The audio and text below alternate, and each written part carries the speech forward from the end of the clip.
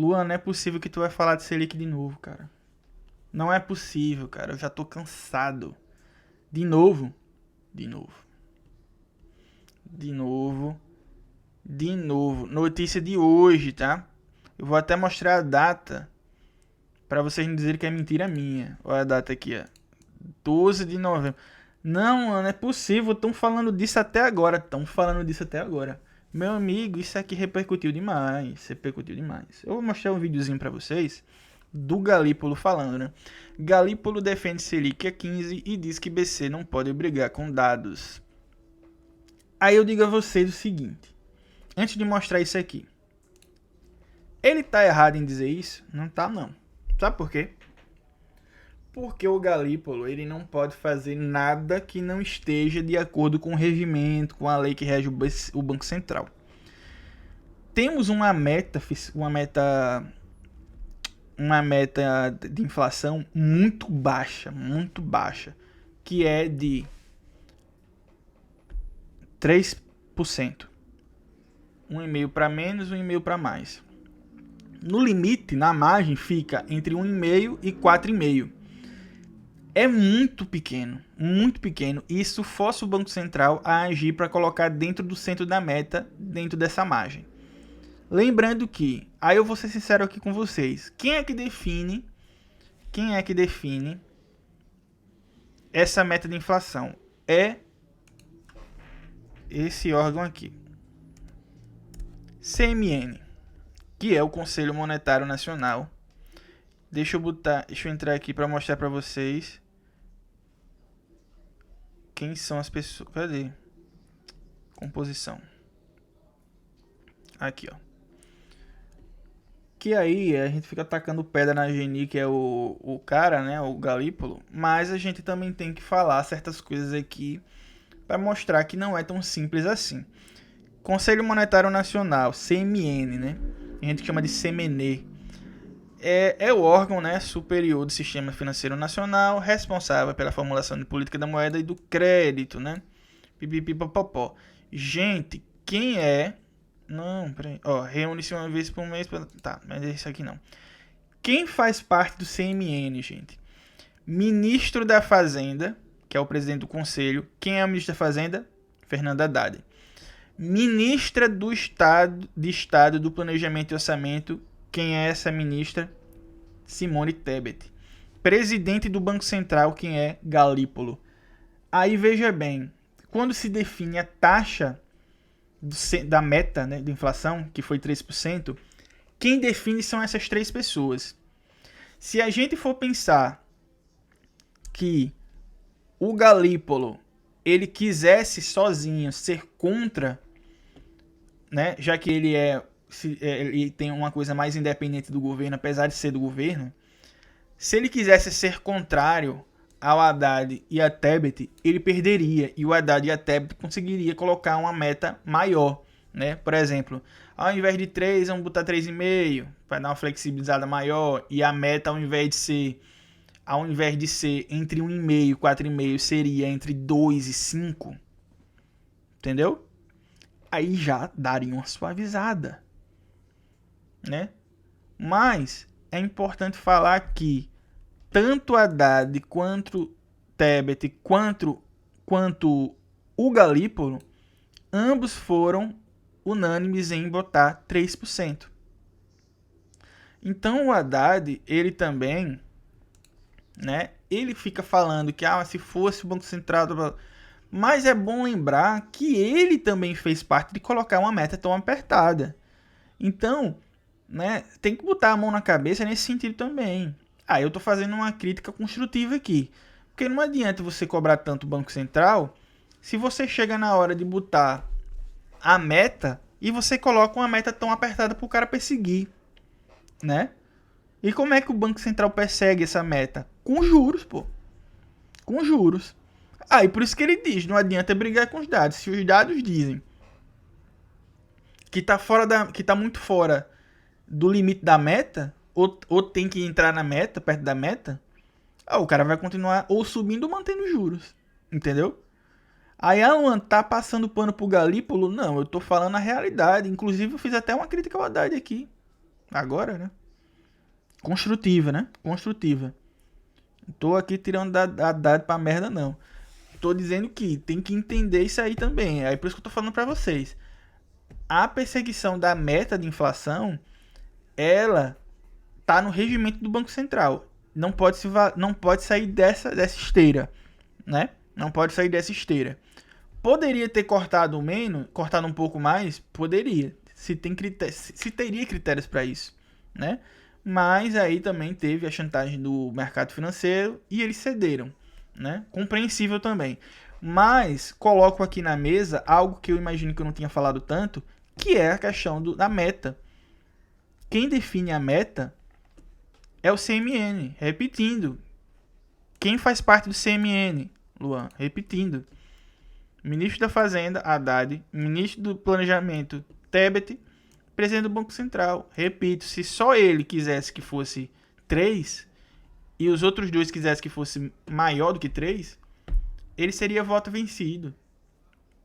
Mas eles, em comum acordo, decidiram botar em 3. Então, tem que pensar nisso daí também.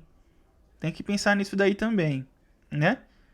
Aí, por que ele fez isso também? Porque ele queria, o Haddad, né? Ele até fala numa entrevista que não se arrepende de botar, porque é questão de governabilidade também, né? Não quis peitar o mercado financeiro nesse sentido. Ele peita e é aquele negócio. Tem coisas que o Haddad não bate tanto de frente e tem coisas que bate, como é a questão de tarifar dividendos, né? Tarifar offshore. Isso ele bate de frente e ele não vai com tudo. Taxar bilionário, taxar bet. Isso é, de certa forma, peitar o mercado financeiro. Mas, em relação a Selic, ele sabe que, nesse sentido, se ele fizer certas coisas, a galera, ó, vaza. Aí, Luan, vai fazer o que então? Sei lá, essa bomba não tá no meu colo. Eu só tô analisando aqui com vocês. Essa bomba não tá no meu colo. Então eu não tenho a preocupação de pensar o que é que vai fazer. Eu tô aqui analisando só. Só tô analisando o cenário. Pra vocês. Ó, o cenário é esse, galera. Pá. Aí. Pô, não sabia. Agora sabe. O que é que faz agora? Aí deixa pra galera que tá com a bomba no colo. Antes de continuar, deixa eu só ver aqui, ó.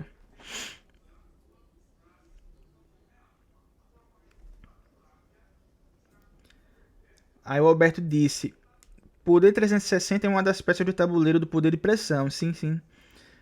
Se não me engano, prefiro conferir. Foi fundado pelo jornalista da Folha, que dava sustentação aos tucanos. Sério? Ah, não sabia dessa não, cara.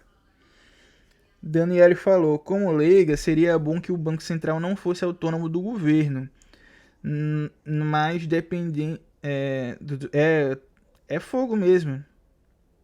Eu também acho que não devia ser autônomo, não. É muito poder para você dar para uma instituição, sendo que ela cede a pressão no mercado, né? Aí ela continua, Daniele.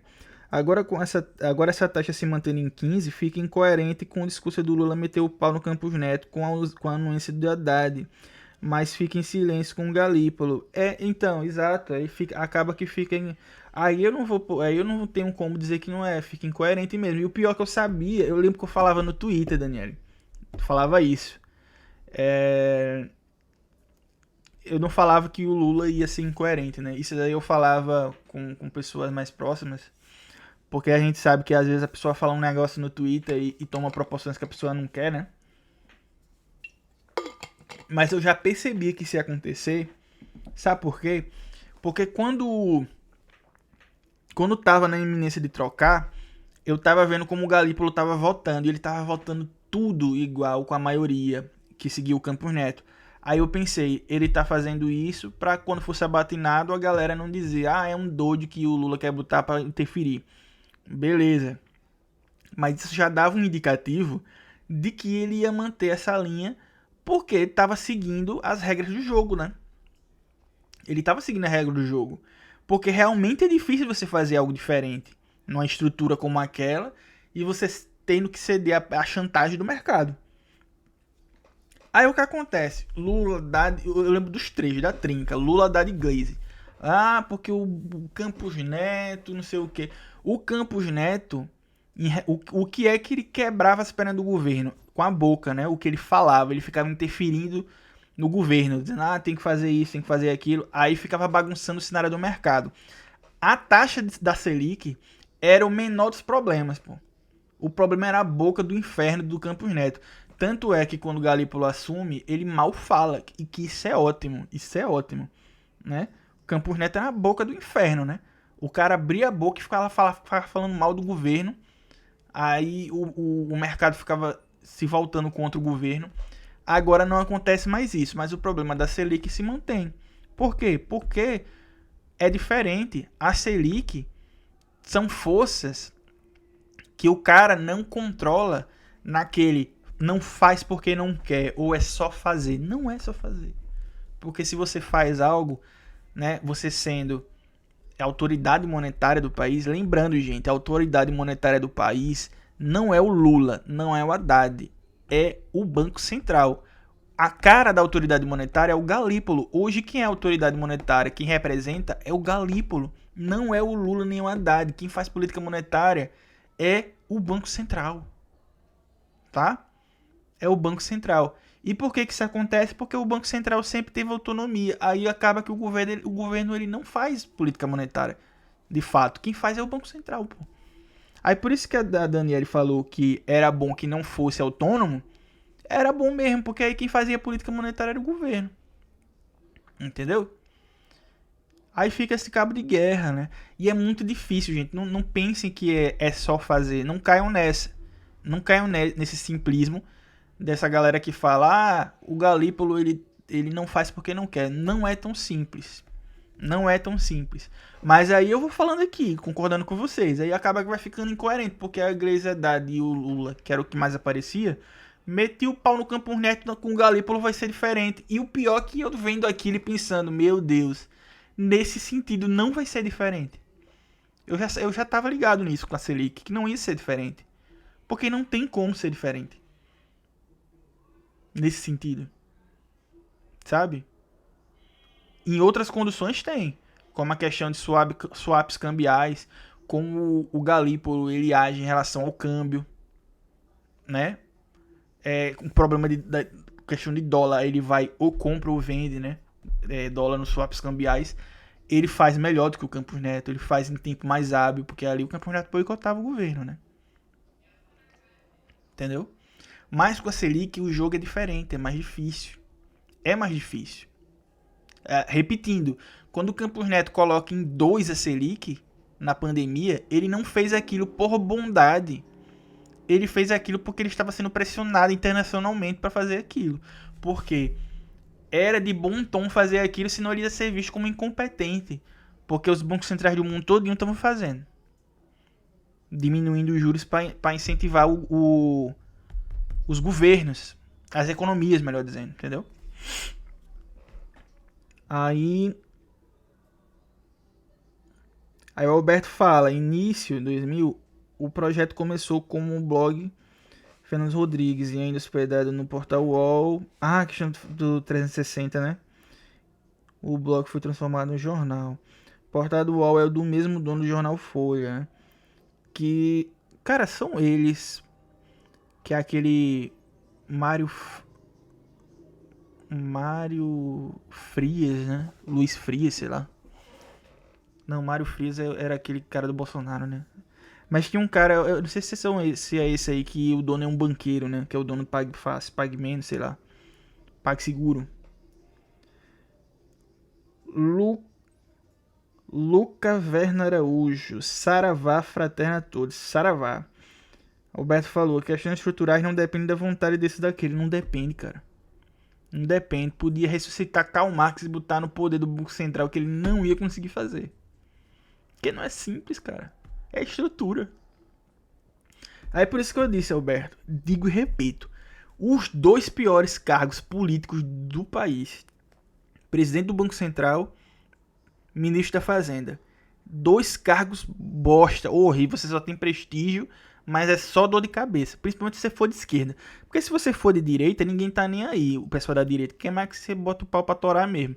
Mas quem é de esquerda, a imagem é deteriorada, cara. Porque o cara tem que fazer, às vezes, coisas que ele não gostaria de fazer, mas sabe que não pode fazer diferente por causa da lei, por exemplo. Entendeu? Lucas Verna Araújo. Se o Banco Central fizesse seu trabalho, afinal ele também fiscaliza os bancos, muitos bancos tomariam um monte de multa. Deveria fazer umas coisas também. E também não faz por causa de pressão. É uma estrutura de fiscal. É porque assim, o presidente do Banco Central, por si só, ele não pode fazer tudo, né? Ele vai delimitando coisas, ele vai conduzindo. Mas o Banco Central, ele tem seus braços, né? Ele tem seus integrantes. Ele tem seus diretores e tem os abaixo deles. E o presidente, ele não controla tudo, né? É dificílimo um cara sozinho fazer uma mudança estrutural, sabe? A Alberto continua. Isso mesmo, a Folha da Família Frias. E pronto. E também tem maquininha que atua no mercado financeiro. Bingo. Pronto, vai aquele PagSeguro então. É esse mesmo. Pra concluir aqui, gente, que ainda eu quero só mostrar isso aqui pra vocês. O que ele falou é rapidinho. O Banco Central. Peraí, cadê? Videozinho rápido pra mostrar pra vocês, ó. Vou passar um pouquinho da hora? Vou. Mas eu acho interessante mostrar isso aqui pra vocês. Ó. Vê só o que o Galípolo disse hoje, tá? O Galípolo falou isso aqui hoje. Vamos ouvir. O Banco Central que não pode brigar com os dados. O Banco Central não pode brigar com os dados. Eu já comentei algumas vezes que assim, eu realmente entendo que é absolutamente legítimo todos os ramos da sociedade poderem se manifestar sobre política monetária e emitirem opiniões sobre isso. E o Ayrton brinca com as minhas frases, eu acho assim, todo mundo pode brigar com o Banco Central. O Banco Central que não pode brigar com os dados. É aquilo que eu disse. Ele não tem mesmo como, porque se os dados que ele tem acesso dizem uma coisa e ele faz o contrário, ele vai ser acusado, ele e os diretores, né? Porque o Banco Central não é o Galípolo, o Banco Central é todo um corpo e quem manda não é só o Galípolo, tem os diretores também, né? Se eles vão contra o que os dados dizem, aí vai ficar o mercado dizendo, então pra que tem os dados? Se vocês vão fazer o que vocês acharem que devem, entendeu? É complicado, gente. O Banco Central não pode brigar com os dados. E talvez de todas as instituições públicas que existem, o Banco Central seja aquele que tem um objetivo mais claro de todos, né? Porque a gente tem uma meta que é absolutamente exposta e explícita do ponto de vista numérico, que é a meta de inflação. Qual é a verdade sobre a inflação, ou quais são os dados sobre a inflação que nós temos, né, até agora? Em 2024 tinha vigência ainda o sistema de metas com ano calendário. Nós não cumprimos a meta em 2024, tivemos que escrever uma carta logo no começo de janeiro de 25. Detalhe, como é que funciona essa questão? Aí ele vai falar aí, né? Mas toda vez que o Banco Central não consegue bater a meta que é estipulada, o banco ele tem que escrever uma carta aberta dizendo o porquê não conseguiu, o que vai fazer com isso, tá? Por isso que ele está falando isso. Aí passamos para um novo regime que diz que se por acaso a inflação 12 meses para trás ficar durante 6 meses seguidos acima da meta, a gente tem que escrever uma segunda carta. Isso aconteceu também, passados 6 meses. Aí por isso que ele está dizendo, né? Não pode brigar com os dados, né? Então, realmente, aí é aquilo que eu disse, se não fosse 3 a meta, fosse, por exemplo, 3,5, a meta, a banda máxima para cima seria 5, não seria 4,5. Seria mais fácil de bater. E a gente está no mês 11, e nesses 11 meses não teve nenhum mês que nós estivemos dentro da meta. Todos esses 11 meses nós estivemos fora da meta. Se a gente olhar todas as projeções que a gente tem, aí você pode pegar Focus, você pode pegar Firmus. Se você pegar, inclusive, a projeção do meu querido amigo competentíssimo Guilherme Melo dentro da SPE, da Ministério da Fazenda, que todas elas estão projetando que a gente vai permanecer, no mínimo, tem aquelas que vão dizer que a gente, em nenhum momento do meu mandato... O Guilherme Melo é secretário do Lula, né? Lá do Ministério da Fazenda, né? Dentro da meta. E outras que vão dizer que eu vou passar pelo menos 2/3 do mandato sem cumprir a meta. Então, dentro do que é o arcabouço, ou seja, você tem uma meta e você tem um instrumento que é a política monetária, está bem claro o porquê que a gente está com uma taxa de juros num patamar restritivo e porque a gente entende que é necessário permanecer com a taxa de juros num patamar restritivo. Aí veja, é aquilo que eu falei. Tem esses dados aí que ele tá falando. Ele não pode ir contrário a esses dados. E também tem a questão da meta, que é muito apertada. A meta de inflação é muito apertada. Tem o mercado financeiro de olho para justamente usar esses dados contra o Banco Central e dizer, ó, tá fora da meta, tá fora do horizonte da meta, e vocês vão cortar juros para quê? Tá vendo que não é tão simples assim, gente? Tá vendo que não é tão simples assim? Não é simples, cara. Eu adoraria vir dizer para vocês, é simples, é fácil, é só fazer. Como é que o pessoal aí, né, a galera que se diz mais revolucionário fala, né? Olha, é só fazer, não faz porque não quer, Não é tão simples, cara. Não é tão simples. O Banco Central, ele tem um regimento, ele tem uma lei. O Banco Central, enquanto o guardião da solidez monetária, pipipipopopó, ele tem é escrito literalmente dizendo assim, tem que perseguir a meta. Qual é a meta? 3. E qual é a banda? A banda é assim, como é que funciona a banda, né? A banda da inflação. 3, 1,5 para mais, 1,5 para menos. Ou seja, 1,5 para menos é 1,5. 3 menos 1,5, 1,5. 3 mais 1,5, 4,5. Então a inflação tem que estar de 1,5 até 4,5. E não está dentro desse 4,5, está um pouco a mais. E as projeções dizem que vai demorar a entrar. Vai ser mais tarde, vai entrar e tal. As projeções que eles estão tendo acesso e que estão sendo divulgadas, né? Ah, só vai entrar no ano que vem, que vai se manter assim. Mas ele diz que só vai... Aí as projeções dizem que só vai ficar dentro dessa meta se mantiver em 15. Aí ele vai fazer o quê? Aí ele corta. Aí o mercado vai reagir negativamente. Vai tirar dólar daqui. Aí vai ter inflação. Aí as próximas projeções vão dizer que a inflação vai sair mais ainda da meta. Aí vai ter que fazer o quê? Subir juros. Vocês estão entendendo que não é tão simples assim?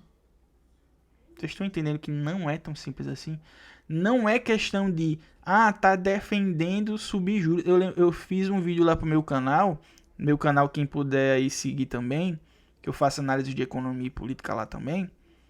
É Luan Gomes, né? Você vai achar uma foto preto e branco lá. Aí eu postei hoje sobre a inflação. Aí o cara pegou e disse, a Galípolo e a Haddad são capachos da Faria Lima. Você tá defendendo que tem que subir juros. Eu não tô defendendo que tem que subir juros. Eu tô fazendo uma análise econômica aqui. É econômica e política. Porque não é só fazer. Se fosse só fazer, seria uma delícia.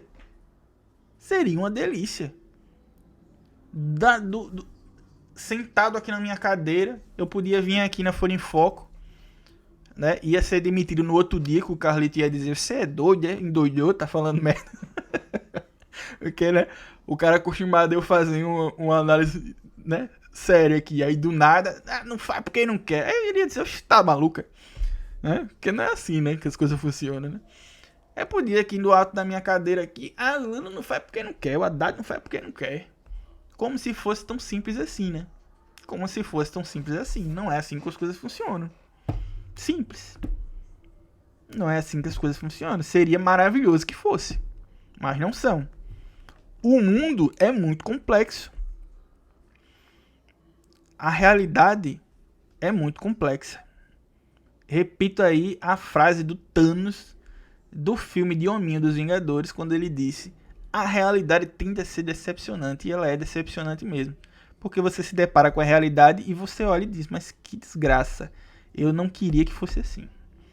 Pior ainda quando você está no comando, porque você vira vidraça.